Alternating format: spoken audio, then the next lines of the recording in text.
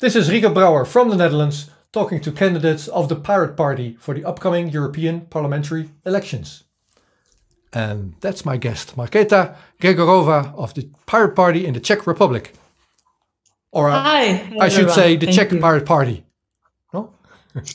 Exactly. Welcome. So this interview is for our listeners and watchers, people watching from your country to get to know you as a candidate, and also for pirates from the other countries to see what's going on in Czech Republic. So to start off with, would you introduce yourself, talk about who you are, what's your profession, and your political experience? Okay, so hi, I'm Markéta, as Rico already introduced me. I'm in the Czech Pirates for already 6 years, 6.5. And there I'm actually working for the Czech Pirates as the international coordinator. I'm also the chairperson of the European Pirate Party. And, well, my political experience, right now I'm a city councillor in Brno city. That's the second largest city in Czech Republic. And, of course, I'm aspiring to be elected into the European Parliament. Otherwise, most of my activities within the party were volunteering, volunteer-based. But I think I have already quite some experience with this stuff.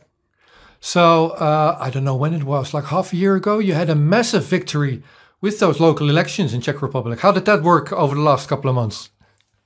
It was actually in 2017. Oh, sorry. Time's fast. Yeah. Yeah, I think actually it's working great.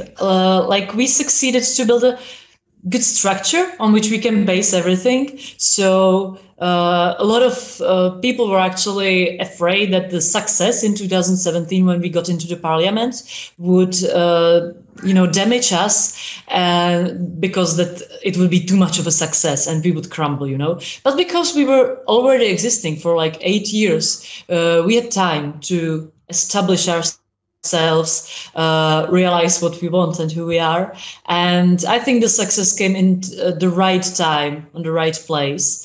And now we are only building on what we already have. So with all the municipal, councillors and everyone elected, I have pretty much only good news. Of course, in municipal city councils, we are usually in opposition, but it's good because mostly those people had never, had an experience with politics. So they are learning slowly, but gradually. And I think it's really, really good to, learn slowly and not to be thrown into it and learn to swim.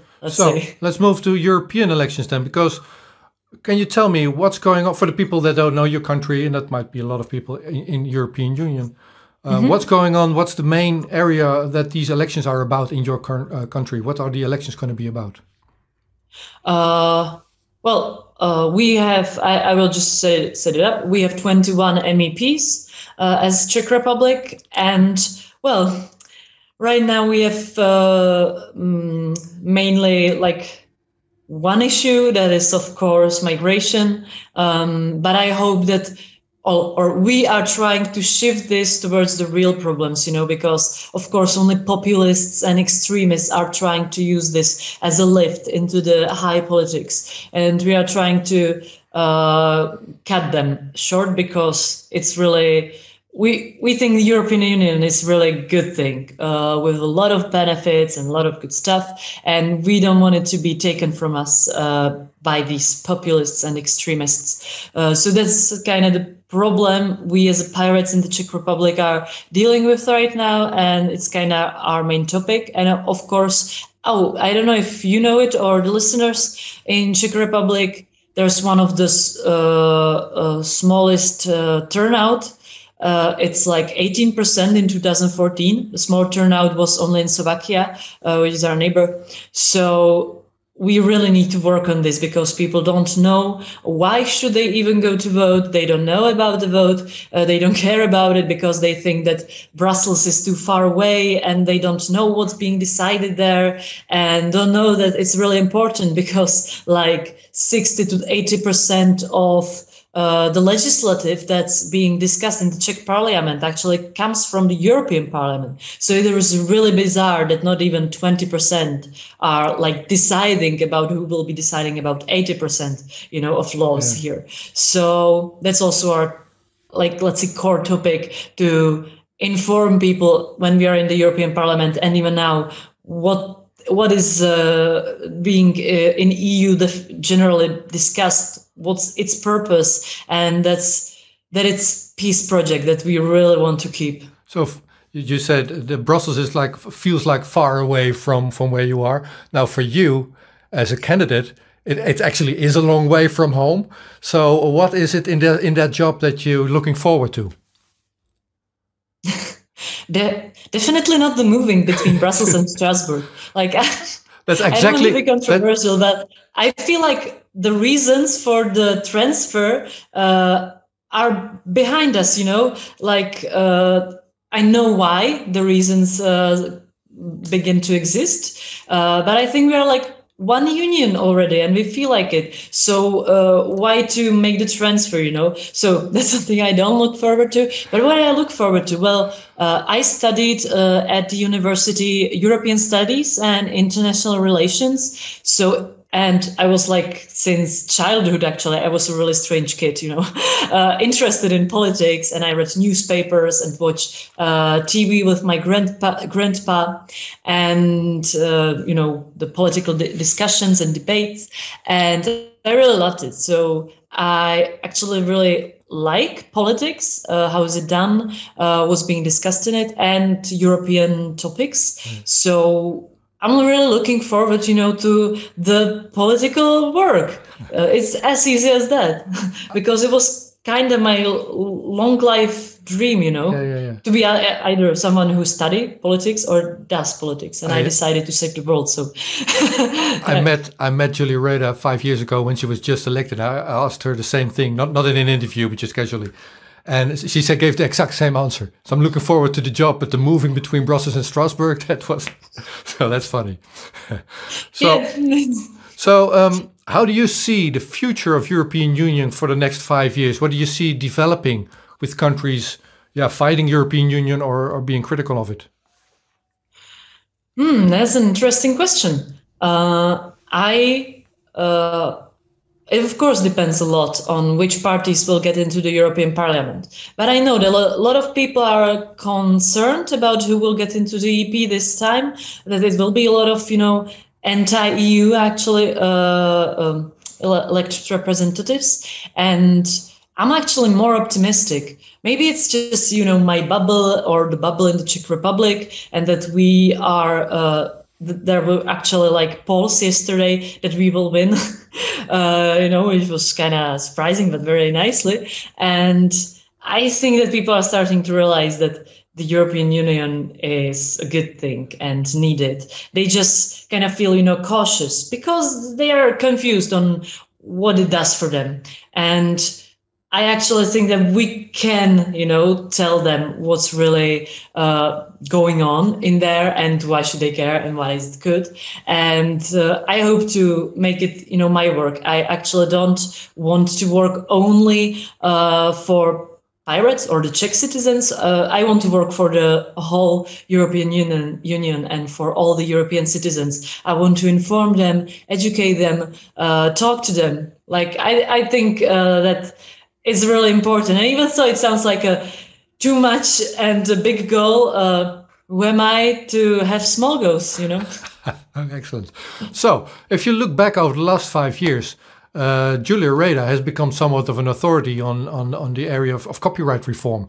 Mm-hmm. So in 5 years from now, or 6 maybe, if we look back on Markéta, how will we look back on your past term? What will be your main area of expertise?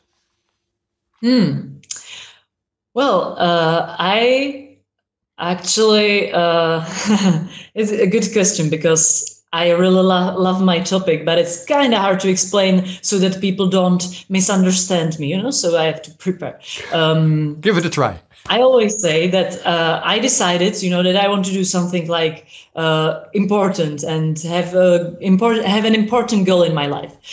So, I was wondering what to do, and I decided, well, let's build a world peace. And of course, I'm idealistic, but I also know that you have to be pragmatic in some things. I know that within my short little lifetime, I won't be able to reach world peace, but I can idealistically, set up the goal and with baby steps go towards it. So I cut this idealistic dream until the baby steps. And the first one that I actually think I can somehow influence is, the export of arms and weapons into areas of crisis where there are wars happening and human rights are, being broken. So I think that's one of the baby steps I can do now in my lifetime. And of course, it's kind of complicated because a lot of people are like, so you're against weapons. And I'm like,